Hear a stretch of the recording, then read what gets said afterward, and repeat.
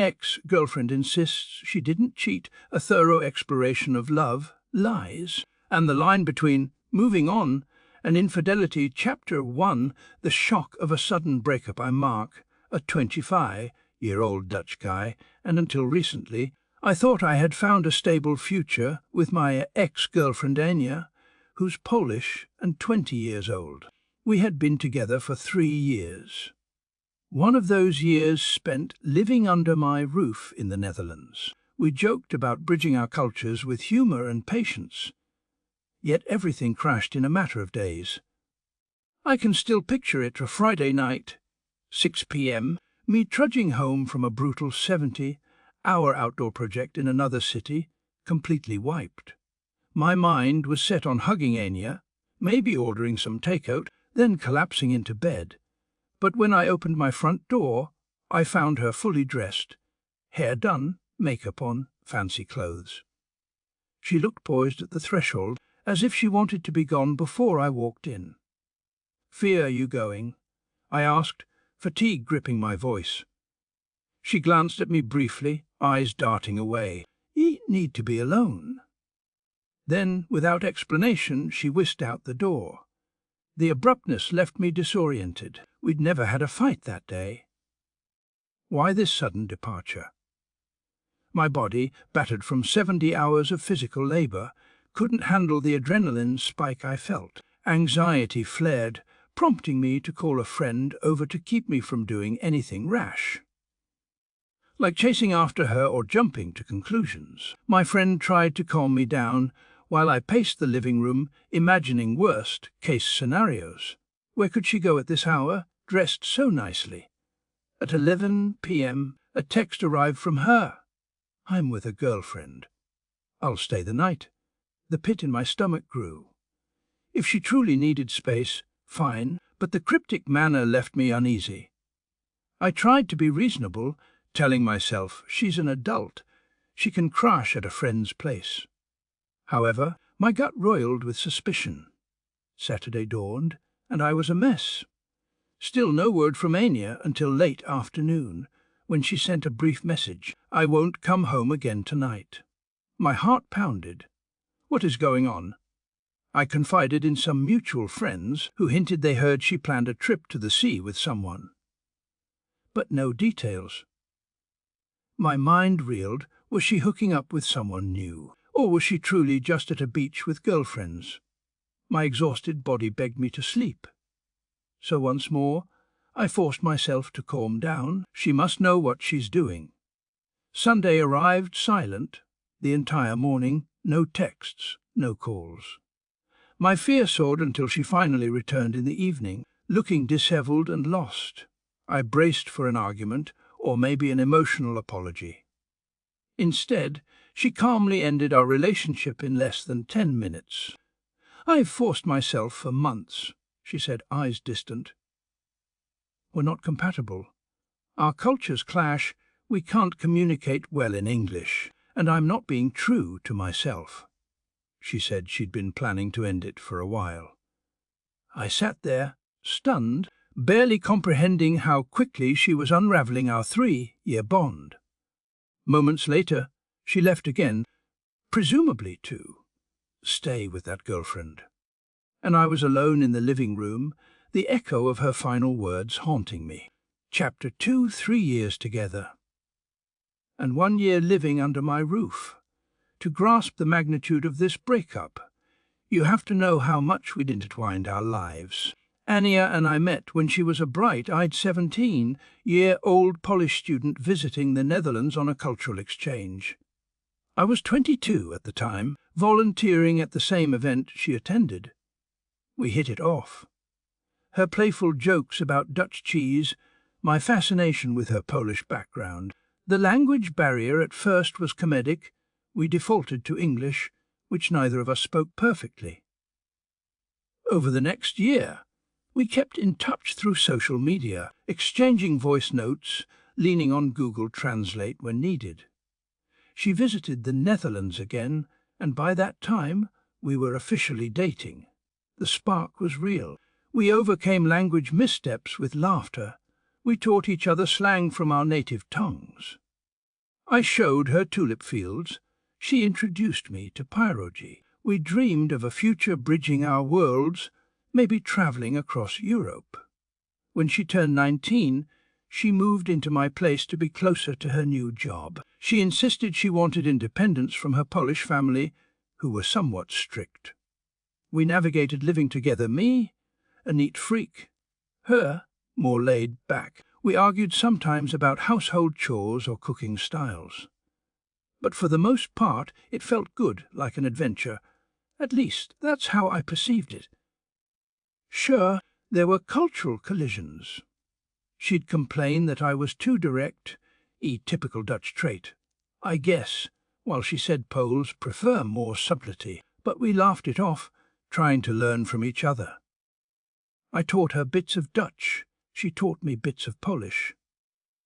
There were bumps, miscommunication, me being baffled by her superstition about leaving windows open at night, her mocking me for being so tall yet so gentle. But in my eyes, it was all part of the charm. Looking back, maybe the cracks formed earlier than I realized.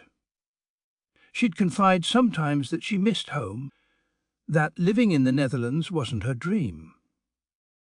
I tried to reassure her, telling her we could eventually move to Poland if that made her happy. She'd wave it off, saying it was just a passing feeling. But now, I see that we rarely had those deep emotional check-ins. Instead, we floated along, enjoying the novelty of our cross-cultural romance, until it fell apart. Chapter 3, Our Cultural Collisions and Language Barriers. One factor she cited during the breakup was that our cultures clashed too much, and our English communication was flawed. This stung because for 3 years we managed to talk about life, love, and everything in between in English. Sure, we had misunderstandings, like the time I told her, "You don't mind if you do X," and she heard it as "I'd prefer you do it." Or the time she said, "I want you not to do that," which sounded more forceful than she intended. But we overcame these with patience. So how did it become such a big deal? I suspect it's partly a cover for deeper issues. Maybe she was tired of constantly translating her thoughts into English, or tired of me not catching her nuances. Perhaps she felt isolated, especially if I was working 70 hours a week. My job in construction management sometimes left me exhausted, returning home with little energy to coddle her. She might have sought comfort or validation elsewhere, but she never gave me a chance to adapt or fix it.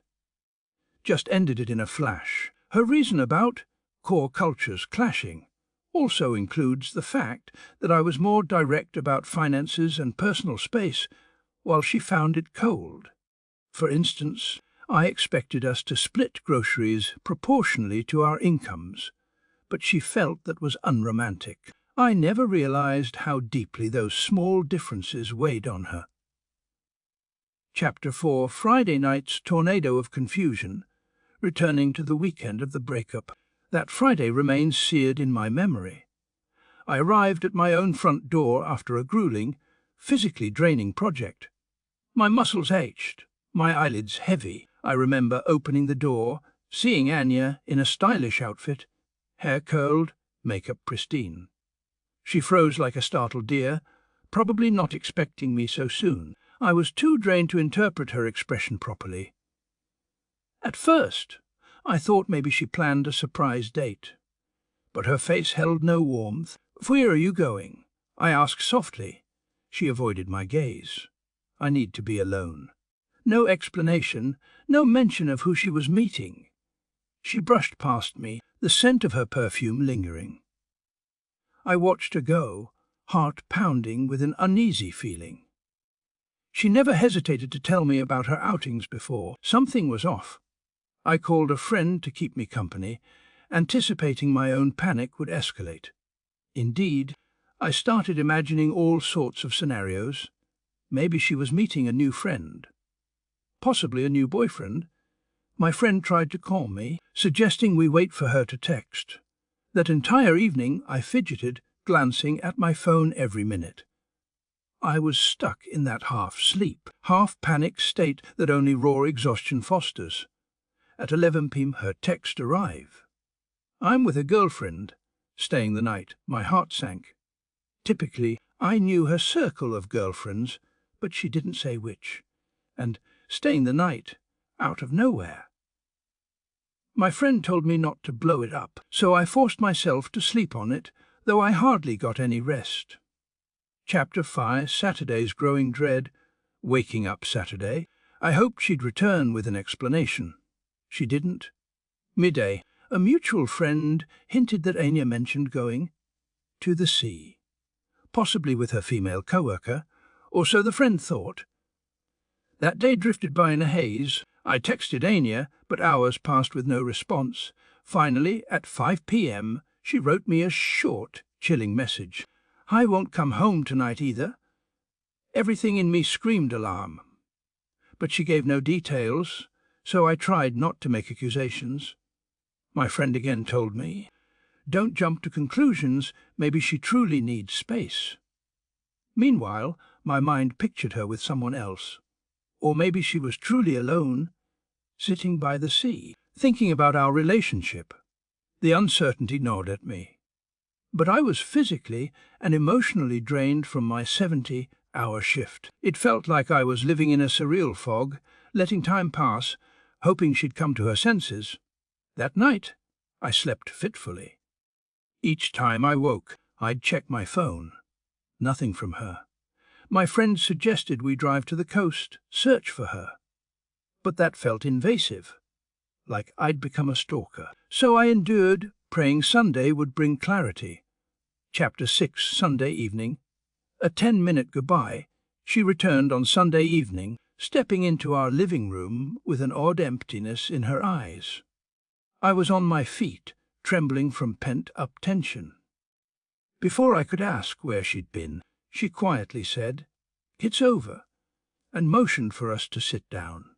In about 10 minutes, she explained how she'd spent the prior week reflecting. She felt forced in the relationship, lost her sense of self months ago, and now concluded we had no future.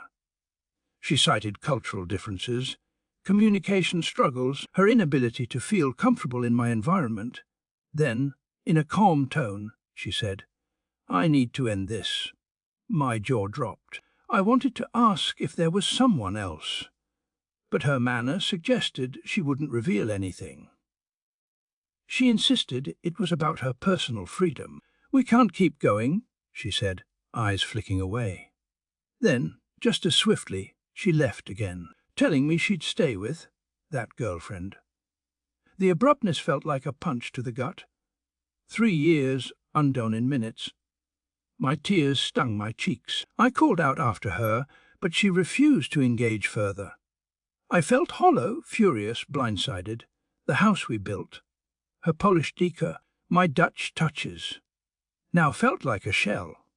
My heart pounded with suspicion that she'd been planning this for weeks behind my back, maybe with someone else, but I had no proof. Chapter 7, The Revelation of the Boxers. The next day, Monday, I found something that shattered my illusions. 2 unknown boxers on our drying rack. Not mine.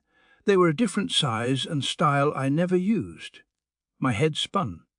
Did they belong to some friend? But I rarely had male friends over, and definitely none who'd wash their clothes here. Horror dawned on Mech. She must have washed them over the weekend. My suspicions soared. It had to be the guy she spent the weekend with. Later that evening, Ania dropped by to pack some of her belongings. She spotted me holding the boxes and sighed. "I left them there so you'd see first." My stomach twisted. She wanted me to discover them. She proceeded to drop a bombshell in a short 5-minute confession over that weekend. She'd met a Polish coworker.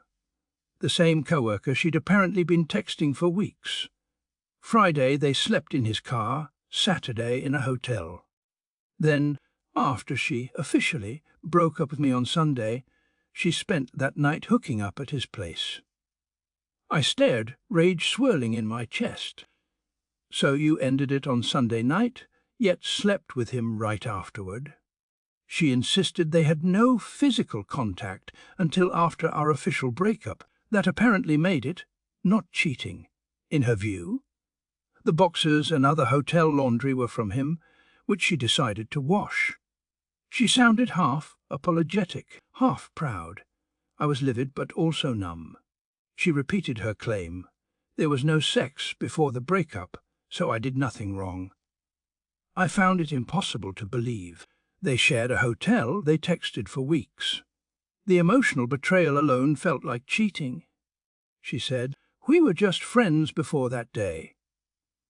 I clenched my fists, remembering her sly departure on Friday, the nights away.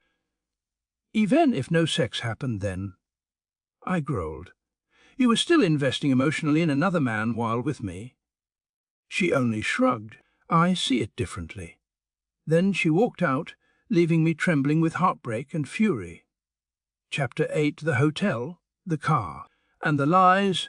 The more I replayed her words, the less sense it made.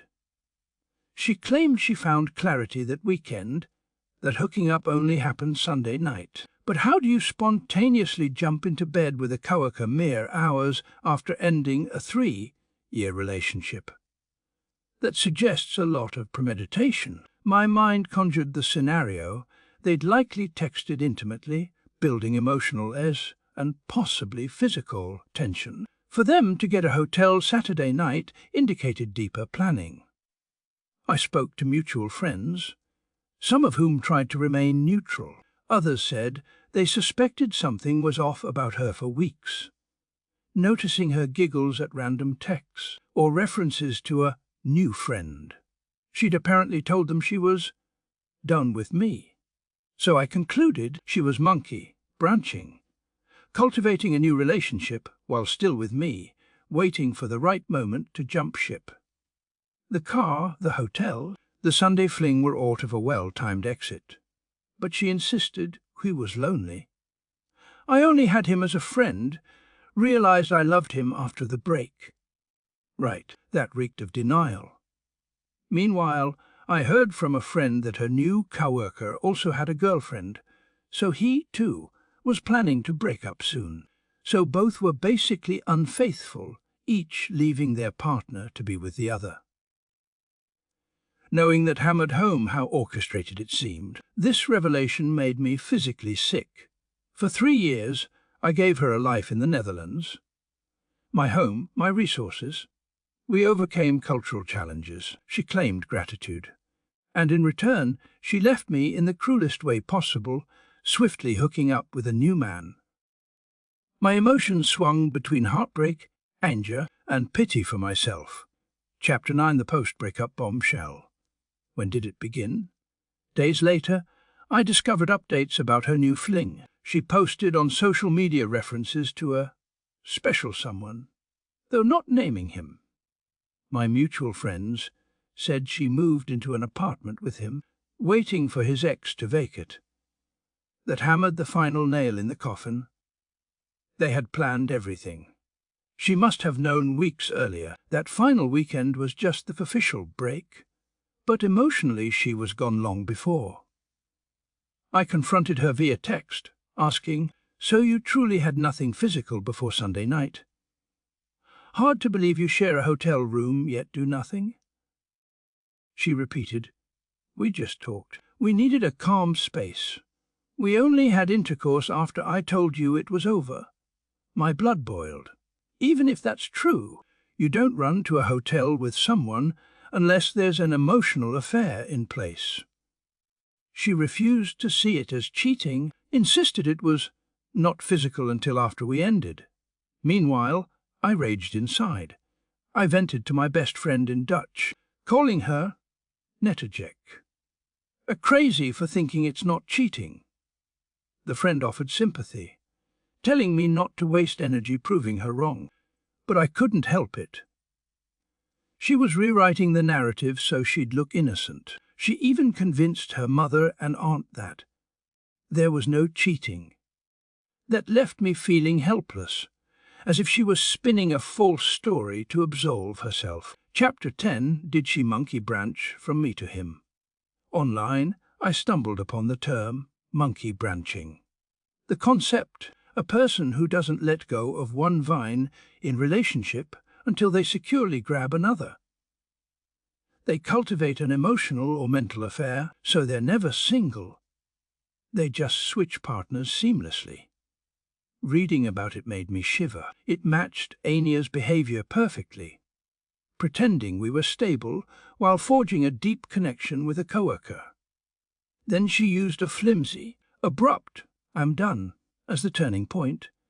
Her timeline was too suspicious. She left that Friday, spent the weekend alone. Then within 48 hours, she was hooking up with the coworker. She might claim no physical contact, but emotional loyalty was gone. She was fueling that new bond for weeks. Monkey branching. That realization stung, but it also gave me clarity. She didn't do the honorable thing of ending us first before pursuing him. Instead, she tested the new relationship's viability, then jumped. I tried to share this perspective with some of our mutual friends, explaining how monkey branching is indeed a form of cheating. Emotional cheating, if not physical. Some listened sympathetically. Others shrugged, saying, "We can't know for sure." She apparently fed them a simpler story. We grew apart, so I left. Then I found someone new. A sanitized version. It caused tension, with some people siding with her or staying neutral, ignoring my proof of the boxes, the hotel. I felt marginalized, like I had no voice in my own betrayal. Chapter 11, My Emotional Whirlwind. Friends, family, and a broken heart, the emotional toll was brutal. I'd cycle through anger, heartbreak, numbness. At night, I'd stare at the empty side of my bed, remembering how she once dozed off in my arms. Then I'd picture her in a car or hotel with that coworker. My chest burned with betrayal. Some days, I wanted to shout from the rooftops that she cheated. Others, I wanted to vanish and forget her. My parents, typical Dutch folks, offered a stoic reaction. "It's unfortunate. If she's that kind of person, you're better off." They tried to empathize, but they never liked her much anyway because of the cultural gaps. That didn't help me feel better. Meanwhile, a few Polish acquaintances reached out, telling me it's shocking she left me after all I did. But that sympathy was fleeting, as they too had no power over her new life. At times, I questioned if I was overreacting. Should I just accept that she ended it? Maybe it truly wasn't physical before Sunday. But deep down, I believe emotional cheating is as damaging as physical. She formed a bond with someone else while proclaiming to be with me. That betrayal left scars no denial could erase. Chapter 12, Confrontations within our mutual circles, our shared social circle splintered. Some people said, "She has the right to leave if she's unhappy." True, but that doesn't justify lying about how it happened. Others insisted she didn't cheat because it was only after the breakup that she slept with him. I fumed at the hypocrisy. Emotional cheating is still cheating. Besides, hooking up just hours after telling me we're done is morally questionable at best. When I tried to explain this, some friends dismissed it as sour grapes. Others were outraged on my behalf, calling her selfish. Meanwhile, she was rewriting the narrative. She told her mother, her aunt, maybe coworkers. No cheating occurred, we parted ways first. And they accepted it, painting me as a petty ex who can't handle the truth. That stung the worst, watching her orchestrate a false timeline to save face, while I was left with the real timeline in my memory. One day, I confronted her aunt, someone who used to be friendly with me. She had believed Ania's story. I laid out the evidence, the boxes, the weekend away, the final confession. The aunt was silent, then shrugged, saying, "Ania says it wasn't physical. I trust her." My frustration bubbled over, but I realized no matter what I said, they'd side with her. Or they'd remain neutral, not wanting family drama. I walked away, feeling misunderstood and alone. Chapter 13, Her New Life, My New Pain. Weeks passed. I learned she and that coworker were living together. My heart clenched. The coworker had also apparently left his girlfriend. So they waited for her to move out, then welcomed Ania in. The swiftness confirmed it was planned. She found a new roof, a new partner. Monkey branching in plain sight. I wasn't sure how to manage the sorrow. Some nights I burned with anger at her nerve to claim innocence. Other nights I missed her presence, her accent when she teased me in Polish, the silly way we cooked together. But every memory was stained by the realization she'd likely been texting him intimately for weeks, maybe months, under my nose. In my quieter moments, I recognized it was time to accept she wasn't the person I thought. She wasn't forced to stay in a relationship she no longer wanted. But she owed me honesty. Instead, she blindsided me, leaving me to discover boxes from a man she claims wasn't her lover until Sunday night. The betrayal overshadowed any lingering love. I told my parents it was over, that she'd moved out. They tried to cheer me up, saying I should focus on my career, that I'd find someone better. My father even proposed a weekend fishing trip to clear my head. I appreciated the gesture, but emotional wounds can't be cured by a simple outing. I trudged forward, attempting to bury myself in work. Chapter 14, Seeking Closure. Debating the meaning of cheating at times, I asked myself, does it matter whether she physically cheated before Sunday? She was emotionally gone. Cheating isn't purely about intercourse, it's also about loyalty and honesty. She wrote me one last message at some point, reiterating her stance. I didn't cheat. We weren't meant to be, so I ended it. Then I had a new connection.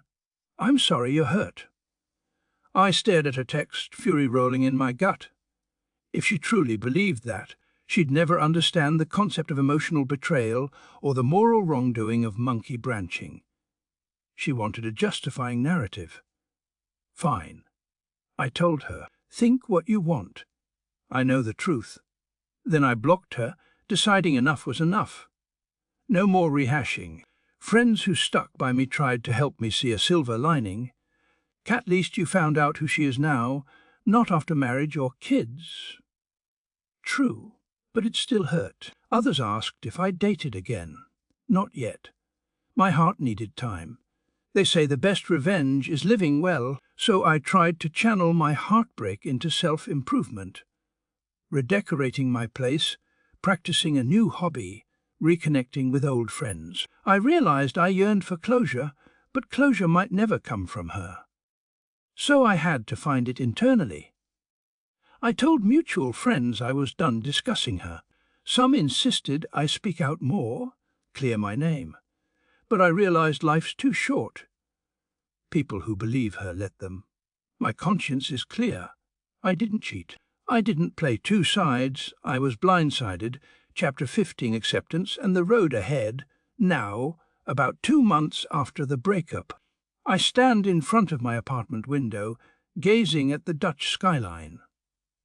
The memory of that Friday night still stings, but the pain has receded into a dull ache. I reflect on our 3 years, the fun trips, the clashing cultures, the language confusion, the illusions of a lasting bond. It's bittersweet. I learned so much from loving someone across a cultural divide, but also from seeing how easily trust can be shattered. Her mother and aunt remain convinced there was no cheating. She's living in her new man's place, presumably content. Let her be. I've talked extensively with friends about monkey branching, about how betrayal can be emotional long before it's physical. I no longer need her to admit she cheated for me to heal. I know what the truth is, and so do many who witnessed the details. That's enough. Returning to my daily life has been a journey. My workplace recognized I was depressed, gave me a lighter schedule, so I could recover emotionally. I took short trips around the Netherlands, exploring scenic spots to clear my mind. Each day, I grew stronger, letting go of the anger. Therapy helped me articulate the pain and find a path forward. If she wants to believe her own story, so be it. Looking back, I see how naive I was to let her slip away for that entire weekend without demanding clarity. But I also see how her choice to lie or half lie was never my responsibility. She orchestrated her exit with cunning, leaving me in a swirl of confusion. Now, I choose to focus on my future. Maybe I'll eventually date again. Maybe I'll meet someone who truly respects boundaries and honesty. Until then, I invest in my friends, my hobbies, and my well-being. I stand by the fact that what she did was cheating. Emotional if not physical, but most likely physical too. Given the boxes, the hotel, and the orchestrated timeline, she can spin it however she wants, but I am content knowing the real story. And I hope, in time, I'll fully release the resentment. Because life's too short to stay angry at someone who doesn't even acknowledge her wrongdoing. So, to anyone who wonders if she cheated, I believe she did. She mentally, emotionally, and eventually physically abandoned me for someone else, all while staying in my home, letting me think we had a future. She didn't cheat. Only by her own narrow definition. The truth is plain. She monkey-branched, using me as a safety net until she was sure her new fling was secure. That's a betrayal, no matter how she rationalizes it. My final message to her, though unspoken, is I release you to your illusions. I'll heal, and I'll find someone who respects me enough not to vanish to a hotel with someone else while we're still together. She can paint herself innocent, but deep down, I suspect she knows the truth. And that truth is my closure, letting me step into tomorrow without regrets.